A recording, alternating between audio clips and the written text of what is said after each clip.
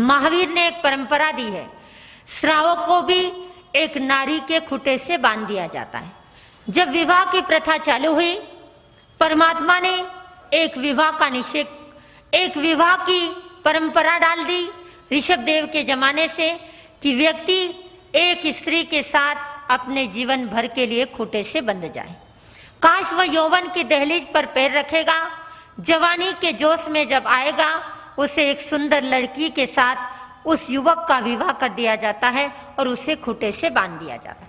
काश वह विवाह के खूंटे से नहीं बंधेगा तो वह जीवन भर क्या रहेगा, अरे भटक न जाए, इस यौवन की दहलीज पर आए, वासना के दलदल में फंस न जाए, वासना के कीड़े के अंदर वह फंस न जाए, इसीलिए उसके लिए विवाह का एक खूंटा रख दिया है। गाय को खूंटे से बांधा जाता है और एक श्रावक को, एक युवक को इस शादी के खूंटे से बांध दिया जाए ताकि वह जीवन भर अपनी स्त्री की मर्यादा और पर स्त्री का सदा सदा के लिए त्याग कर दे। कितनी सुंदर परंपरा महावीर ने दी, कितना सुंदर ये चौथा अणुव्रत परमात्मा महावीर ने दिया कि जीवन के अंदर अपनी स्त्री की मर्यादा रखे और दूसरी स्त्री जो बहन है, जो माँ है, उसी के मुताबिक अपना जीवन जिए। आपने पूज्य गुरुदेव वेणीचंद जी महाराज का जीवन कभी पढ़ा होगा।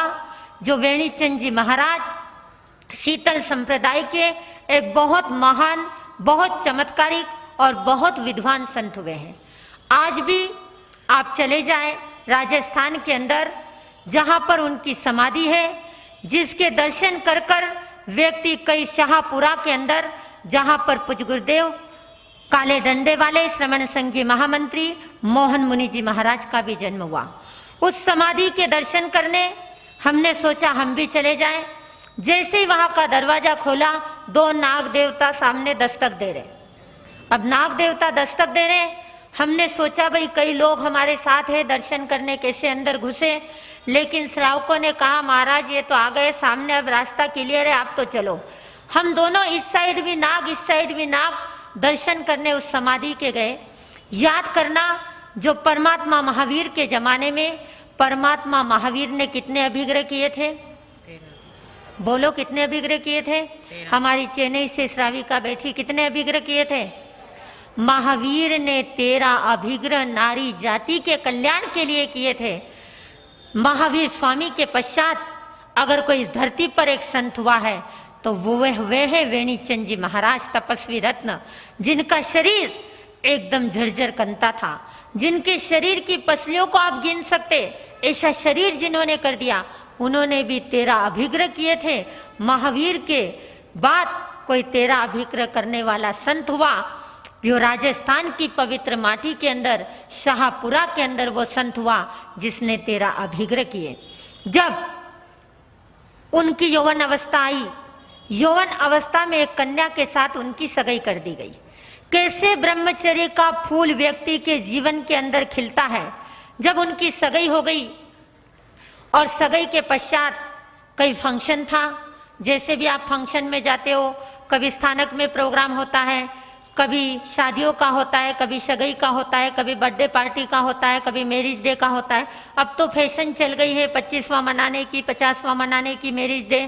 तब वह भी एक फंक्शन में चले गए। भोजन कर कर वेणीचंद निकल रहा था।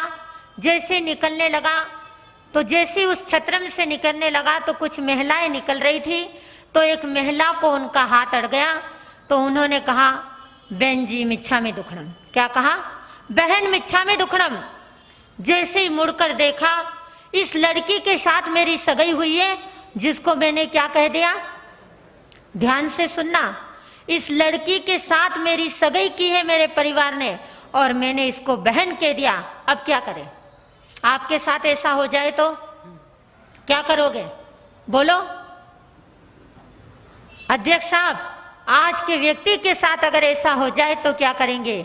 वह वेणीचंद बोलता है, जिस नारी के साथ मेरी सगाई हुई है, जिस कन्या के साथ मेरी सगाई हुई है, उस कन्या को मैंने बहन कह दिया है।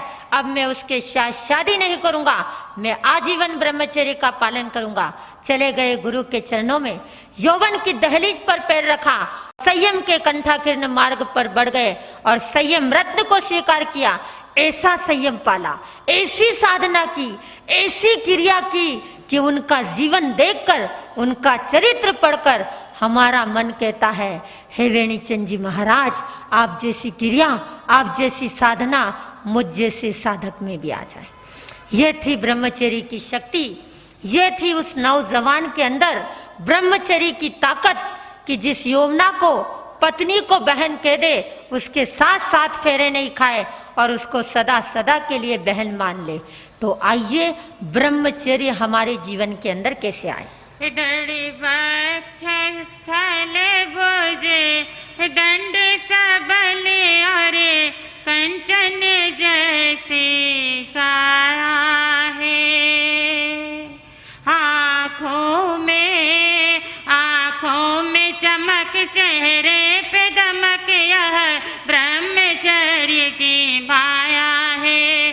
दृढ़ वक्ष स्थल भुजे दंड सबल और कंचन जैसी काया है, आँखों में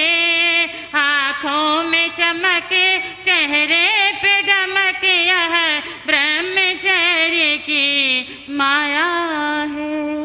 कितना सुंदर कहा कवि ने।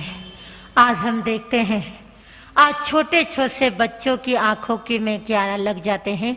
अरे छोटे छोटे बच्चों के आंखों पर चश्मा लग जाता है। क्यों लगता है, किस कारण लगता है? 5 दिन पहले एक महिला आई, महाराज मेरे बच्चे की, जो 8 साल का बच्चा है, एक आंख के नंबर 5, एक आंख के नंबर 7।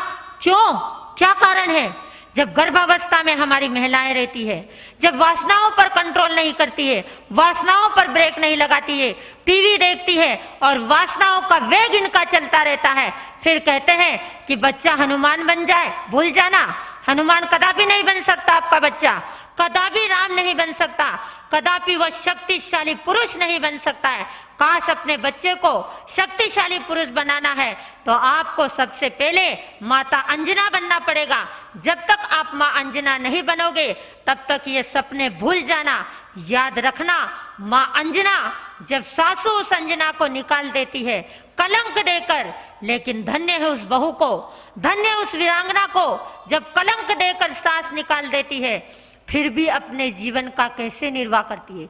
12 वर्ष में जब एक बार पवन उनसे मिलने आता है, जब पवन मिलने आता है, जब वह गर्भवती होती है, तब वह प्रतिज्ञा लेती है कि जीवन भर मुझे ब्रह्मचर्य का आप क्या करना है। अरे जब ब्रह्मचर्य का पालन करती है और 9.5 मास जब व्यतीत होते हैं और जब पुत्र जन्म लेता है, वह पुत्र कौन बनता है? हनुमान। जब विमान से उस पुत्र को लेकर जाते हैं और वह पुत्र कहाँ गिरता है? नीचे गिरता है। तो शिला का चूरा चूरा हो जाता है, लेकिन उस पुत्र हनुमान को कुछ नहीं होता है। आज अगर बच्चा आपका नीचे गिर जाए तो, बच्चा के आप भी नीचे गिर जाओ तो आपका ही चूरा हो जाए, आपकी हड्डियों का चूरा चूरा हो जाए। याद रखना, वह ताकत थी उस अंजना में, वह ताकत थी उस अंजना सती में, जिस अंजना सती ने पवन जैसे पति को प्राप्त किया और 12 वर्ष तक ब्रह्मचर्य का पालन किया। मैं भी आपसे कहना चाहूंगी, जब आप गर्भवती बनो तब से संकल्प ले लो कि मुझे अंजना की तरह जीवन जीना है, तो जरूर आपके घर के अंदर हनुमान जैसा पुत्र हो जाएगा। नहीं तो चश्मा लग जाएगा, हृदय रोग लग जाएगा, छोटे छोटे बच्चों को हार्ट की प्रॉब्लम, किडनी की प्रॉब्लम, शुगर की प्रॉब्लम, बच्चा जन्म लेता है और शुगर की स्लाइनें चढ़ने लग जाती। क्यों ऐसा होता है, किस लिए ऐसा होता है? आप फटाक जवाब दे देंगे, महाराज खान पीन ऐसा। अरे खान पीन कैसा भी हो, आप भी तो अपने ऊपर संयम रखो, आप भी तो अपने ऊपर कंट्रोल रखो। जब आपका कंट्रोल खत्म हो जाता है तब बच्चे ऐसे, घर के अंदर बच्चे कंस गौर से और ऐसे बच्चे घर के अंदर जन्म लेते हैं। तो आइए इस ब्रह्मचर्य की शक्ति को जाने, इस ब्रह्मचर्य की ताकत को जाने। आपने देखा होगा जब छाछ के अंदर मक्खन होता है तो छाछ को फेंक दिया जाता है और मक्खन को ले लिया जाता है। क्यों फेंकी जाती है छाछ को? क्योंकि छाछ के अंदर कुछ भी नहीं बचता है, छाछ फेंकने लायक होती है और मक्खन ग्रहण करने लायक होती है। आपने देखा होगा गन्ने को देखा होगा जिसे इच्छू कहते हैं। भगवान ऋषभ देव ने सबसे पहले अपने हाथ में इच्छू लिया था, इसीलिए इच्छुवा कुल उनका पड़ गया था। जो गन्ने का रस ग्रहण करते हैं, गन्ने को रस ग्रहण कर देते हैं और गन्ने के छिलके को फेंक दिया जाता है। तिल के अंदर से तेल को ग्रहण कर लिया जाता है और छिलके को फेंक दिया जाता है। याद रखना, ये ब्रह्मचर्य की शक्ति, ये ब्रह्मचर्य की ताकत एक तेल की तरह है, एक मक्खन की तरह है, एक रस की तरह है। और जो वासना में डूबा रहता है उसका शरीर क्या बन जाता है? अरे खोखला बन जाता है। आपने देखा होगा, कोई वृक्ष को देखा, एक वृक्ष होता है, जब उस वृक्ष को जब कीड़ा लग जाता है तो वह वृक्ष दिखने में तो बड़ा सुंदर होता है, लेकिन अंदर से कोठारी जी वह वृक्ष खोखला बन जाता है। क्यों खोखला बन जाता है? क्योंकि उसमें कीड़े लग गए। याद रखना, जिस व्यक्ति के शरीर के अंदर जब शुगर हो जाती है, वह दिखने में तो बड़ा सुंदर दिखता है, लेकिन अंदर से उसका शरीर खोखला बन जाता है। जरा सी ठोकर लगी तो उसको भय है, जरा सी चोट लगी तो उसको भय है, जरा सा कांटा लग गया तो उसको भय है। क्यों है? क्योंकि उसके शरीर के अंदर एक शुगर का रोग आ गया है। और वृक्ष के अंदर कीड़ा लग जाता है, वह वृक्ष नष्ट हो जाता है। शरीर के, आपके शरीर के अंदर ये वासना का कीड़ा जिस दिन लग जाएगा, उस दिन आपका शरीर भी उस वृक्ष की तरह खोखला बन जाएगा। चेत जाओ, समय आ गया है, वक्त आ गया है, आप एक बुढ़ापे के कगार पर आ गए हैं। याद रखना, इतिहास के उस स्वर्णिम पृष्ठों को पढ़ना, विजय कंवर और विजया कौरी के नारी के जीवन को पढ़ना, जिन्होंने अपने जीवन के अंदर सुहागरात है। सुहागरात के उस समय में कितनी कल्पना होगी उसके मन में, कितने विचार होंगे उसके मन में, कितनी भावनाएं होगी उसके मन में, कितने वासना के वेग चल रहे होंगे उसके मन में।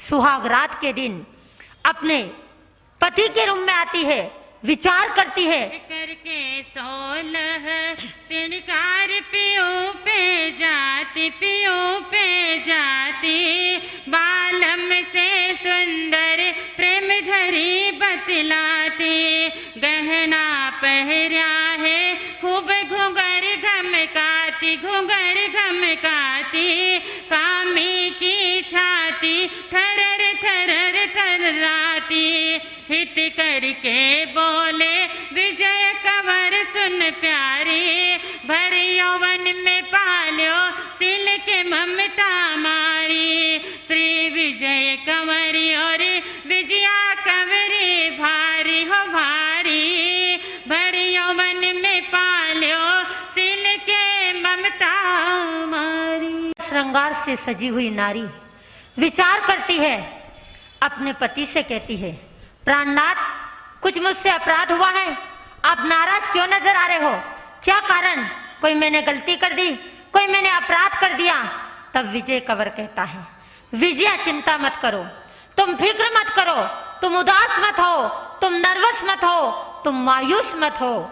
मैंने मुनि का प्रवचन सुना था। क्यों मदन दीपन हो ऐसी बाता करती हो, बाता करती, मैं कृष्ण पक्ष का त्याग लिया मुनिवर थी, यो सुन कर सुंदर बोली हो नैना झरती, हो नैना झरती, मैं शुक्ल पक्ष का त्याग लिया मुनिवर थी, कर बेन भाई जो मित्र बातें कराती, भर यौवन में पाल्यो सिल के ममता मारी, श्री विजय कंवर और विजया कंवरी भारी हो भारी, भर यौवन में पाल्यो सिल के ममता मारी।